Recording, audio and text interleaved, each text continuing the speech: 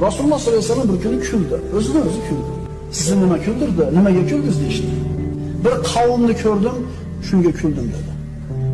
Ularni deydi, zanjirdan qilib jannatga olib ketishyapti. Oxiri.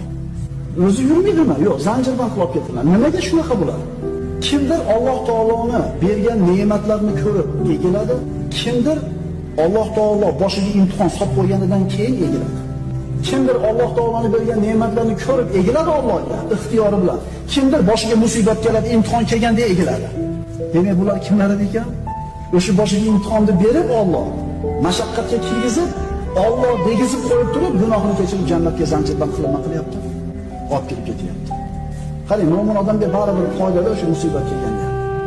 Agar inson ixtiyor bilan Allohga egilmasa, Alloh majbur qilib ham egib qo'yar ekan. Yaxshi ko'rgan bandalarini.